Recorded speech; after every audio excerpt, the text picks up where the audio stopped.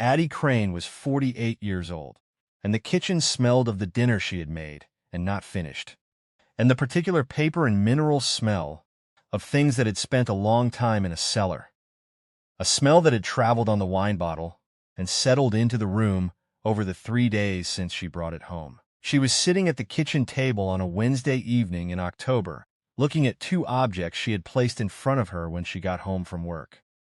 A 1943 wheat penny in a small paper envelope and a dark green wine bottle, unlabeled, the glass dusty in the way of glass that has been in a cellar without being touched. The cork dried at the edges and slightly recessed from the lip. The table was cool under her forearms. She had not moved the two objects from where she set them. She had not touched either one since the reading.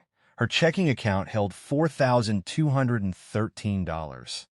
Her car insurance payment was $287, due in 9 days. Thomas Crane had died 6 weeks ago at 74, alone in his farmhouse in Nelson County, Virginia, alone the way a person is alone, when the people connected to them by blood have made a collective assessment that geography and schedule are sufficient reasons not to visit. Addie had driven 63 miles each way, twice a month for 6 years. She had managed the grocery runs and the pharmacy pickups and the medical appointments and the conversations about Thomas's years in the Virginia wine distribution industry, which he spoke of the way people speak of the period of their lives when they were most themselves. She had been on the farmhouse porch with him on summer evenings, in the specific quiet of the foothills below the Blue Ridge, the kind of quiet that requires a certain kind of person to sustain. She had been there for the last hospitalization. She had arranged the memorial and written the acknowledgement cards and returned the casserole dishes. Her cousin, David Crane, Thomas's eldest son, a financial consultant in Richmond who had visited his father 4 times in 6 years, all 4 visits connected to other obligations in the area that gave him a reason to be in the vicinity, had organized the estate proceeding.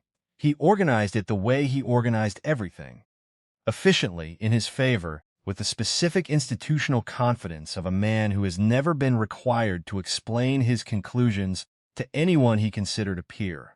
The will reading had been 3 days ago. Addie had received a 1-cent coin, the 1943 wheat penny now in its envelope on the table, and, per a personal property bequest recorded in Thomas's handwriting, 1 bottle of wine from the cellar, to be selected by the executor at his discretion. David had selected the dirtiest, oldest, most entirely unlabeled bottle in the cellar, which told Addie everything she needed to know about the spirit in which the selection had been made. 2 years ago, during one of her visits, Thomas had pressed the penny into her palm and closed her fingers around it and said, "The value is never in the face of it." She had thought it was something he said the way old men sometimes say things, meaning it and not explaining it. She had kept the penny because she kept everything Thomas gave her. She had not understood him until now, and possibly not fully even now. Her phone rang at 7:43. A woman named June Harrell, calling from a law office in Lovingston, Virginia, asking if she was the niece Thomas Crane. Addie said she was. June Harrell said there was a matter she needed to discuss in person, and Addie looked at the wine bottle on her kitchen table and at the penny in its envelope, and something about the way June had said it. Careful, particular, the voice of someone who knows the weight of what they are about to say, made her feel for the first time in 6 weeks that Thomas might not be entirely finished. Lovingston in October smelled of old wood and the particular mountain air that comes down from the Blue Ridge on clear mornings. Sharp and cold and clean in the specific way of air that has moved through elevation before it reaches the valley. June Harrell's office was a converted Victorian on the town's main street, which was also the town's only street of note. 1 block of storefronts, a post office, the Blue Ridge in the near distance on 3 sides. The office was small and orderly. 2 chairs, a desk with a lamp, a window that overlooked the street at an angle that caught the morning light. June was in her 60s, with the precise, unhurried manner of someone who has held difficult documents for a long time and has learned to give the holder of a document time to understand what it says. She had been holding something of Thomas's for 9 years. She did not tell Addie immediately what it contained. She said only that Thomas had brought her a sealed document 9 years ago, with specific instructions for its delivery, and that the delivery had to wait until the estate proceedings were concluded, and Addie had come in person to this office. While June prepared the document, Addie sat in the chair across from the desk and thought about the will reading 3 days ago. The Charlottesville attorney's office had been a conference room with a long table and a painting of a fox hunt on the far wall, and the particular formality of a space that handles the conclusions of lives. David had been at the head of the table in a linen blazer, the color of old cream, a Rolex datagest on his left wrist, the watch face catching the overhead light each time he moved. He smelled faintly of something that cost approximately what Thomas had paid in annual property taxes.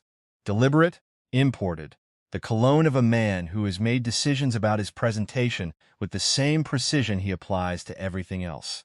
His wife, Sandra, had sat to his left and checked her phone with the steady, unhurried frequency of a woman who has attended enough of these proceedings to know roughly how long they take. The attorney had read the estate in order. The Nelson County farmhouse, assessed at $387,000 to David. The investment accounts, combined value $241,000 to David. The vehicle. The personal property. When the attorney read Addie's bequest, the penny and 1 bottle of wine from the cellar to be selected by the executor, David had looked across the long table at Addie with the gentle, organized pity of a man who has decided to manage a difficult family situation graciously and has prepared the expression in advance. He had said, "Uncle Thomas always had a romantic streak. I think he meant it as a keepsake." The sound from David's sister had been small and controlled. Not a laugh exactly, but a managed exhalation that communicated the same information a laugh would have. The attorney had moved to the next item. Addie had sat with her hands folded on the conference table and said nothing. Now, in June Harrell's office, the wine bottle sat on the desk between them. The same bottle David had selected from the cellar, the dirtiest and most unlabeled one he could find, which was itself a communication. June placed a sealed envelope beside it. Addie's name on the front in Thomas's handwriting, the letters deliberate and carefully formed, the print of a man who wrote slowly and considered each letter before he committed it. Inside, 1 page. Thomas's handwriting. 3 sentences. The first 2 gave her permission to be in the right place. The third told her to look inside the bottle. She drove back to Charlottesville that evening with the bottle on the passenger seat carefully upright, and she did not open it in June's office, because Thomas's note had said to open it alone, and she had learned long ago that her uncle's instructions, when he gave them, were worth following exactly. The bottle sat on the kitchen table through the evening. She ate something, not the unfinished dinner from before, something smaller, and washed the dishes and sat back down at the table and looked at the bottle, and then she got up and made tea and sat back down and looked at it again. Not avoidance. Something closer to the specific reverence of a person who understands that some things should not be rushed, that the moment before a thing is known is the last moment of a particular kind of quiet, and that quiet deserves a few hours. The bottle smelled of old glass and the mineral dryness of a cellar that holds its temperature well. The smell of stone and cool and the particular quality of air that has been enclosed at a stable temperature for a long time. Not wine. She had noticed this from the first, had filed it as interesting and moved on, but now she held the bottle and confirmed it. There was no wine smell, no fermentation, no tannin, no the cork has dried and let something through. The smell was mineral and dry and old in a way that had nothing to do with wine. The glass was cool under her fingers. She turned the bottle slowly and noticed what she had not noticed before. Where a label would have been, the glass was slightly cleaner than the surrounding surface. Not the accidental cleanness of a label peeling away over years, the deliberate cleanness of glass that had been wiped down. The label removed intentionally, the surface prepared. Someone had cleaned this bottle before sealing it. Someone had turned it into a container. She got the corkscrew from the drawer. The cork was old and dry, the outside of it brittle at the edges, and she worked it carefully. A quarter turn, a pause, a quarter turn, reading the resistance the way you read something that might break if you misunderstand it. 6 minutes. The cork came out with the specific resistance of something that had been in place long enough to form a seal with the glass, rather than just a friction hold. A sound more like release than extraction, a small exhalation from whatever had been kept inside. No wine, no liquid at all. The smell that rose from the open neck was paper. The specific, dry sweetness of paper in a sealed container.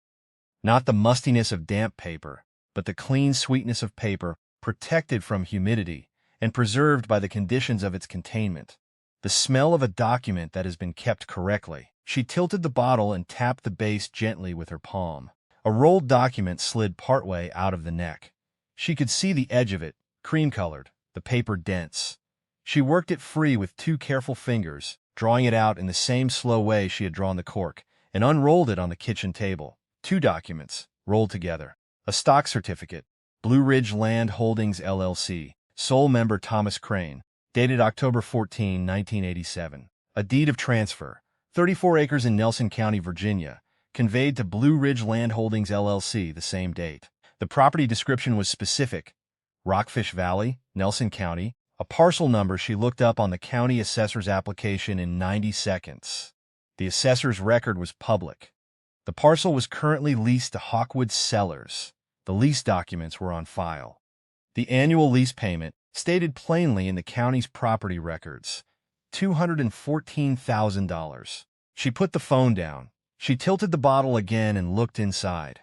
There was a second object, smaller, rolled tightly inside the curve of the documents when they had been together, now visible as the documents lay flat. She worked it out the same way, the same 2 fingers, the same care. A letter. Thomas's handwriting on the outside rolled to fit.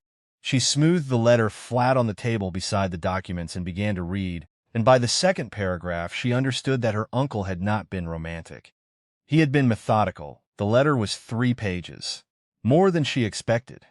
Thomas had not been a verbose man in conversation, but he had apparently been thorough in correspondence, and the pages were full in the careful way of someone who had decided exactly what they wanted to say and had said all of it.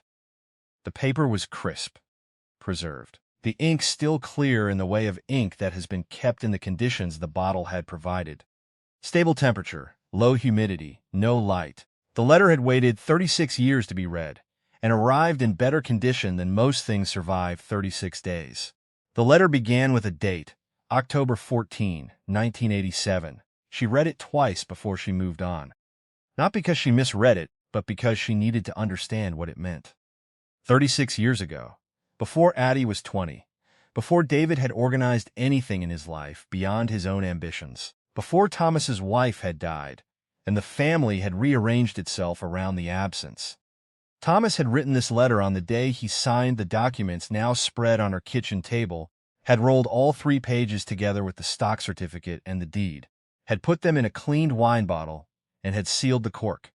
He had been planning for 36 years, not hoping. Planning. He explained Blue Ridge Land Holdings, LLC, in the deliberate way of someone who had thought about how to make a legal structure comprehensible to a non-lawyer. The LLC had been formed in 1987 as a private Virginia entity, its assets held under the company's name, rather than under Thomas Crane's personal name in any public record. That would be visible to an estate attorney searching Thomas Crane's personal holdings. This had been standard practice among private investors in Virginia's wine country boom of the mid to late 1980s. Thomas had spent 15 years in wine distribution and had understood what was coming to Nelson County before the land prices had caught up with the knowledge. He had used an LLC because privacy was the point. He had never disclosed the LLC's existence.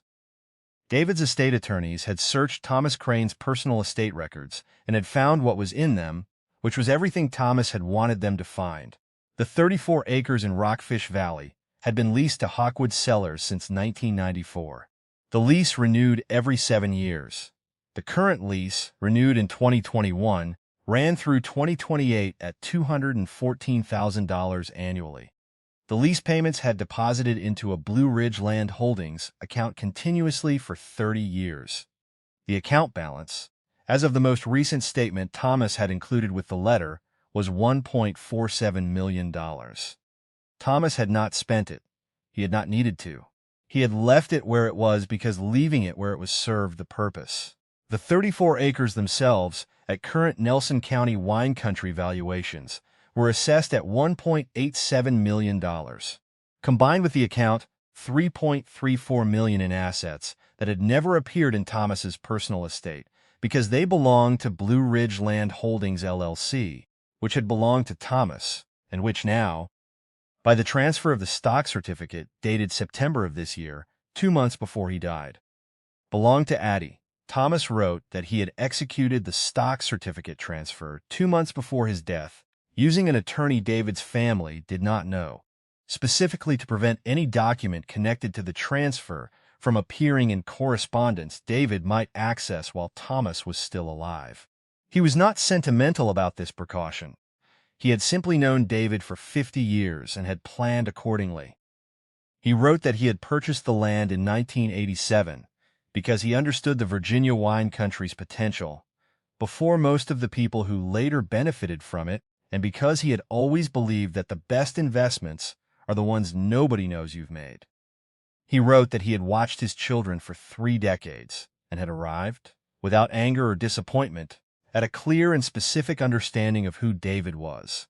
A man who would monetize anything he inherited before the ink was dry on the transfer, not out of malice but simply because that was how David understood value. Face value. Immediate value. Value that could be extracted and deployed. Thomas wrote that he was not angry about this. It was simply who David was, as clearly and consistently as who Addie was. He wrote that Addie had driven 63 miles each way twice a month for 6 years, not because she expected anything.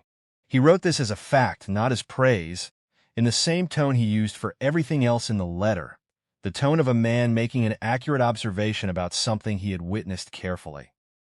He wrote that the LLC, the land, and the account were hers, because showing up without expectation was the only currency he had ever genuinely respected in another person, and he had spent 36 years waiting to see who would earn it. He told her to take the stock certificate and the deed to an attorney named Francis Weld in Charlottesville. Not June Harrell, he specified. A different attorney, one he had used privately, and one David's family had no reason to know existed, because Francis had been holding a document for 2 years that completed the transfer and would explain its legal standing when Addie called. The letter closed. I gave you a penny and a bottle. David got the house. I think we both know who got the better end of it. Addie read it once and sat very still at her kitchen table with Thomas's words in front of her and the document spread around her and the empty bottle standing beside the penny in its envelope. She did not make a sound. She sat with the letter the way you sit with something that reorganizes the past 6 years of your life in the time it takes to read 3 pages. Not a surprise exactly, because something in her had always known that Thomas saw her clearly, but a confirmation. And a confirmation of something this size had its own weight that needed a moment to settle. She was on the 3rd page when her phone lit up with a text from David's number. She set the letter face down on the table. She looked at the phone. She did not open the text. She put the stock certificate and the deed back inside the bottle, wrapped the letter around the outside, and put it all in her tote bag. And then she read the text. Addie, I've been thinking about Thomas's bequest to you and wanted to reach out. I'm in Charlottesville for a client meeting this week. Would it be all right if I stopped by? I'd like to talk. She read it twice. She set the phone face down on the kitchen counter beside her coffee and thought about what it meant that he had described it as Thomas's bequest, not Thomas's gift. Bequest was a legal word. Bequest was a word you used when you were building a record. 20 minutes later, without having received a response, he sent a second message. I'm outside your building. David Callahan looked, as he always looked, like a man who understood the weight of a room and had dressed accordingly. The cream linen blazer, or one close enough to it that the difference didn't matter. A Rolex Datejust at his left wrist, the bracelet catching the hallway light when he reached to shake her hand. He brought someone with him, a man he introduced as Russell Price, from a Richmond firm whose name sounded like inherited furniture, all dark wood and long vowels. Russell Price carried a leather document case the color of strong tea and had the particular stillness of a professional who had been paid to be present and nothing more. She let them in. She did not offer coffee. David sat in the armchair she indicated, and arranged himself the way he always arranged himself. One ankle crossed over one knee, jacket open, the physical posture of a man who had decided in advance that this conversation would go the way he needed it to go. He said he hoped he hadn't caught her at a bad time. She said he hadn't. He said his estate attorneys had been conducting a routine post-probate review of Thomas's personal and business affairs. Routine was the word he used, the word you use when you want something to sound like administration rather than investigation. And they had identified some irregularities. Specifically, he said, a Virginia LLC called Blue Ridge Land Holdings, registered to Thomas in 1987, whose assets had not been fully accounted for in the estate inventory. He said this the way a man says something he has practiced saying. The practice concern was in the slight pause before irregularities, in the way he looked at her as he said not fully accounted for, as though he were offering her the opportunity to fill in the gap herself, which would have been useful to him, and which she did not do. Russell Price opened the document case without being asked and produced a filing, already submitted, David explained, to the Nelson County Circuit Court. The petition asserted that Blue Ridge Land Holdings LLC was an undisclosed estate asset, and that any transfer of LLC interest to a third party within 6 months of the registered owner's death was subject to estate clawback under Virginia probate law. There was a 30-day response window. Russell set the filing on the coffee table between them with the flat precision of a man, placing a card in a game he expected to win. David said he was not trying to take anything from Addie. He said that directly, looking at her with the expression of a man who had decided sincerity was the correct instrument for this particular moment. He said Thomas would have wanted the estate handled properly. He said properly with a weight that had nothing to do with propriety, the weight of a man using a respectable word as a container for something else entirely. Addie's tote bag was on the kitchen counter behind her. Inside it, the wine bottle, Thomas's letter still in her coat pocket from the night before, and the documents she had read 4 times by lamplight, and once more in the parking lot of the Harris Teeter on her way home, the LLC certificate, the share transfer form, the notarized page she hadn't yet fully parsed, but understood enough to know it mattered. She looked at Russell Price's document case. She looked at David, at the blazer, at the watch, at the man who had stood in Thomas's kitchen on the afternoon of the memorial and called 6 years of twice-monthly visits a romantic streak, as though affection that persisted through someone's dying was a charming eccentricity rather than the architecture of a life. She thought about Frances Weld. She thought about the second paragraph of the 3rd page. She said, "I'll need to speak with my attorney before I respond to this." David nodded. He said, "Of course."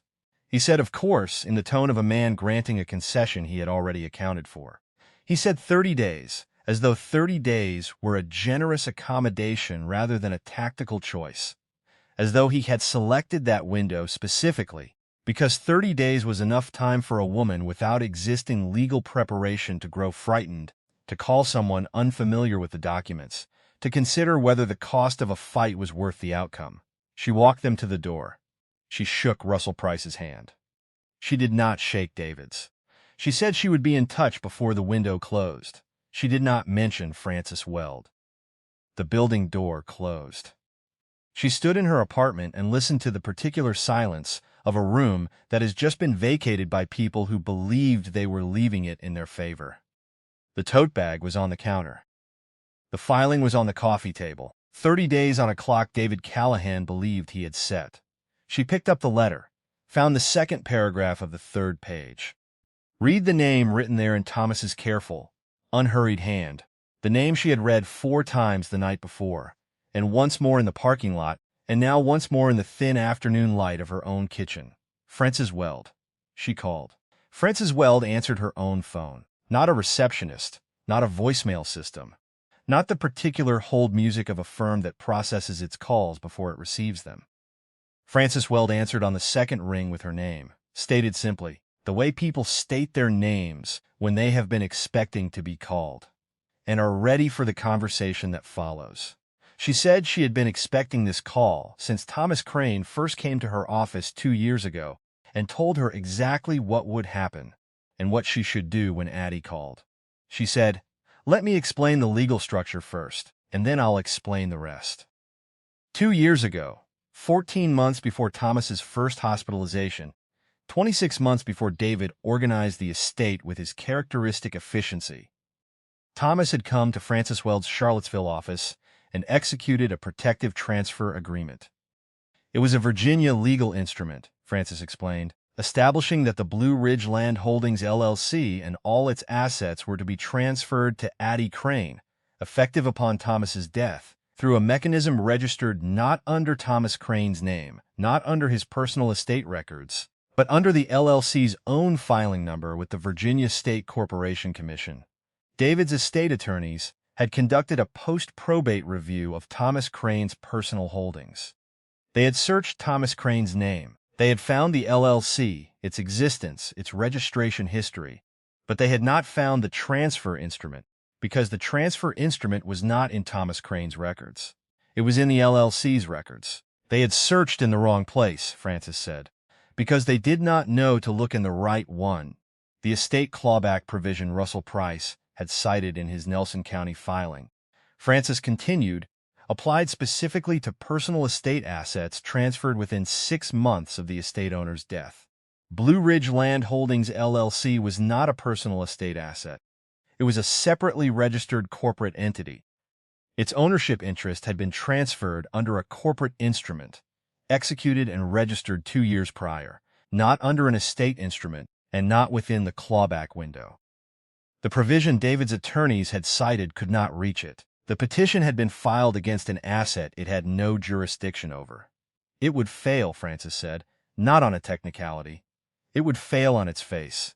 There was one additional document, she said. Thomas had deposited with her office a complete financial audit of Blue Ridge Land Holdings. 30 years of Hawkwood Cellars lease payments received, held, and properly accounted for, prepared by an independent CPA and notarized in full. No commingling with personal assets. No ambiguity. No basis for a clawback claim of any description. Francis said, I'll arrange the meeting. Give me 9 days. Hongromer. The conference room of Francis Weld's office occupied the second floor of a narrow brick building on a side street 3 blocks from the downtown mall. It smelled of old books and the specific quiet of a practice that had spent 30 years taking one kind of matter seriously and turning away every other kind. The table was plain oak. The chairs matched. There were no decorative gestures. Addie arrived first and sat beside Francis. David arrived with Russell Price and a second attorney, younger, with the alert, careful posture of someone who had been brought in because the first attorney had already encountered a problem he needed help with. The presence of the second attorney told Addie everything she needed to know about how David's 9 days had gone. June Harrell came in last. She had driven from Lovingston that morning. She took the chair at the end of the table and folded her hands and did not say anything to David, who did not look at her. Francis placed 4 documents on the table in a single row, without introduction, without preamble, the way you place things when the things speak adequately for themselves. The protective transfer agreement, dated and signed 2 years prior. The Virginia State Corporation Commission filing confirmation, timestamped and registered under the LLC's filing number. The independent CPA audit of Blue Ridge Land Holdings' complete financial history. A current LLC asset statement. $1. $47 million in the Blue Ridge Land Holdings account. 34 acres in Rockfish Valley, assessed at $1.87 million. The Hawkwood Cellars lease, running through 2028 at $214,000 annually. Russell Price picked up the protective transfer agreement. He read it with the focused attention of a man hoping to find something he could use, the way you read a document when you are looking for a seam in it. He found the registration date. He read it again. He set the document down on the table without speaking, with the particular stillness of a professional who has just understood the shape of a situation and is already calculating what it means for the proceeding he is currently in.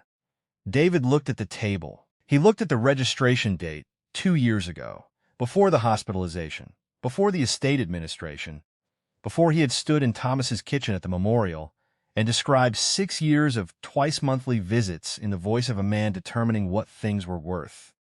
He had organized that estate with care and thoroughness. He had reviewed Thomas's financial records, his personal holdings, his named accounts. He had done it correctly by his own measure.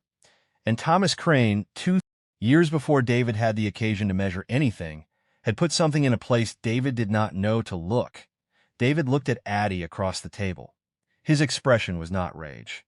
It was not theater. It was the specific look of a man whose professional certainty about how outcomes are determined. The certainty that had produced the blazer and the attorney and the 30-day window offered as a gift had just met a single precisely placed, entirely irrefutable exception. Addie looked at him steadily. She said, "He did have a romantic streak. He was also very careful about where he put things." The room held the sentence. Russell Price looked at his documents. The second attorney did not move. June Harrell, at the end of the table, said nothing and did not need to. She had driven from Lovingston that morning specifically to be present in this room when this happened. And she was present, and it had happened. And her stillness was its own form of witness. Frances Weld gathered the 4 documents, aligned their edges, and placed them back in the folder. She said she would be in contact with Russell Price's office regarding the withdrawal of the Nelson County petition. She said she expected that to be completed within 5 business days. She said, "Is there anything else?" There was not anything else. David and Russell Price left first. Then the second attorney. Addie sat in the plain oak chair for a moment, after the door had closed, and looked at the window, at the ordinary Charlottesville afternoon on the other side of it, the trees in their October color, the particular slant of light that arrives in the middle of the month when the season has committed fully to what it is, and thought about Thomas Crane sitting in this same room 2 years ago, telling Frances Weld exactly what would happen, giving her everything she would need for the day. He could not be present for himself. June Harrell put her hand briefly on Addie's arm on the way out. She didn't say anything. She didn't need to. Hongerlos. Addie drove home from Frances Weld's office in the October afternoon, and when she got to her apartment, she put the wine bottle on the kitchen shelf above the table where it had been sitting when June Harrell first called, and she stood there for a moment looking at it. At the dark glass, the dissolved label, the cork and its wax seal that had held a stock certificate and a letter and a set of instructions for 37 years, and felt the specific relief of a woman who had just stopped being underestimated. The Nelson County Circuit Court dismissed David's clawback petition 22 days after it was filed. The dismissal order was 4 paragraphs. The third paragraph noted that the clawback provision cited in the petition applied specifically to personal estate assets, and that a registered LLC corporate instrument fell outside the provision's statutory scope. The fourth paragraph observed that the filing appeared to have been made without adequate research into the applicable statute. It used the word appears, which is the word a circuit court judge uses when they mean something more definitive and have chosen to be restrained about it. The dismissal was a matter of public record. Russell Price's firm withdrew from representation without comment. The withdrawal filed with the court in the same week, as though the 2 events had been coordinated, which they likely had been. David did not contact Addie. Not a text, not a call, not the kind of email a person sends when they want credit for being gracious in defeat. Nothing. The silence was its own accounting. She did not expect an apology. She had never expected an apology. She understood, without bitterness and without effort, that the farmhouse in Nelson County remained his, and the investment accounts, and whatever version of himself he would carry forward from a proceeding that had described his attorney's work as inadequately researched in a public document. That was the shape of the justice available. She accepted it completely and did not spend another hour of her life in the consideration of David Callahan. The Blue Ridge Land Holdings account. $1.47 million. 30 years of Hawkwood Cellars lease payments received and held and compounding quietly in a separately registered corporate account that David's attorneys had not found because they had not known to look for it. Transferred to Addie's personal accounts over 60 days following the LLC confirmation. The transfer was unremarkable in its mechanics. Frances Weld handled it. The money arrived the way money arrives when it is legitimately, unambiguously, irrefutably yours. Without drama, in installments, confirmed by a routing number and a balance that changed on a Tuesday morning and did not change back. The next quarterly payment from Hawkwood Cellars arrived 41 days after the LLC confirmation. It was $53,500. It landed in the Blue Ridge Land Holdings operating account, which was now Addie's operating account, and she looked at it for a long time before she did anything else that morning. Frances Weld advised her to keep the land. 34 acres in Rockfish Valley, assessed at $1. $87 million, and climbing at the rate that Nelson County vineyard land climbs when the lease attached to it is productive, and the tenant has been in place for 30 years and has no intention of leaving. Frances said, "The income is reliable, the appreciation is reliable, and land of this specific type in this specific county does not become less valuable." She said it the way she said legal things, as information, not advice, leaving the decision entirely to Addie. Addie kept the land. She visited the vineyard once in the first year, drove the 47 minutes from Charlottesville on a Saturday in late September, parked at the end of the gravel access road, and stood at the fence line in the early afternoon, looking at the rows of vines running down the slope toward the tree line. At the Blue Ridge behind them, at the particular quality of light that arrives in Rockfish Valley in the hour before the mountains take it. The tenant, a man named Garrett, who had been leasing the land since 1994 and who had been sending quarterly checks to a corporate account he'd never needed to think about, shook her hand at the gate with the warm, practical courtesy of a man who tends something carefully and is glad to meet the person it now belongs to. He showed her the cellar. He showed her the current vintage. He offered her a glass of the 2021 Cabernet Franc, and she accepted it, and they stood in the doorway of the cellar building and drank it without saying much, looking at the vines, and it was one of the better hours of her recent life. She would go back. She did not return to the job she had held before Thomas got sick, before she had reorganized her schedule around his appointments and his bad weeks and his good weeks, and the particular rhythm of being present for a person who is declining and who deserves to have someone present who is not watching the clock. She did not need to return to it. She retained Frances Weld on a continuing basis, which was the most useful single decision of her financial life. And she established a donor-advised fund, small, deliberately so, named the Thomas Crane Fund, directing contributions to rural Virginia land conservation programs that worked to protect small farms and vineyard properties from development pressure. The fund distributed $47,000 in its first year to 3 organizations in grants that ranged from $9,000 to $22,000. The work was not large. It was specific. It was connected to what Thomas had loved and to why he had held 34 acres of Rockfish Valley for 37 years without selling them.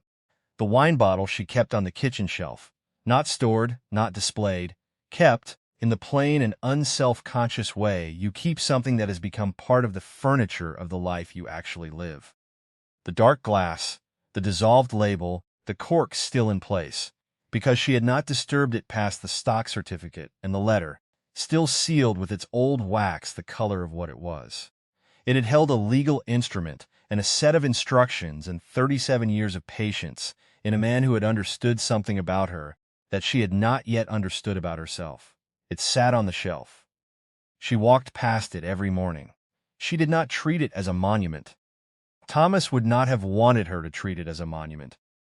In the mornings she made coffee and stood at the kitchen window in the October light, looking at the Blue Ridge visible from the 4th floor on the clear days, which were most days in October, when the air is cold enough to make the distance legible. She thought about the vineyard in Rockfish Valley, about Garrett's handshake at the gate, about the 2021 Cabernet Franc in the afternoon light, about what it meant to own the land that something grew on. She held the mug with both hands. She was in no hurry. She thought about Thomas Crane sitting in Frances Weld's office 2 years before he died, placing 4 documents into a folder and explaining exactly what would happen and what Frances should do when Addie called. She thought about how long he had known her. She thought about what it means to be known that well by someone who understood that the knowing was enough, that it did not need to be announced or performed or written in a will that anyone could read. He had written it in a corporate filing under an LLC registration number. He had written it in a wine bottle on a kitchen windowsill. He had written it in 37 years of patience and left it for the one person he trusted to follow the instruction all the way to the end. The Blue Ridge sat in the distance in the morning light, exactly where it had always been, entirely unhurried by the things that had happened in front of it. She drank her coffee. Thomas Crane did not leave his niece a bottle of wine. He left her the vineyard and the 36 years of faith that she would understand the difference.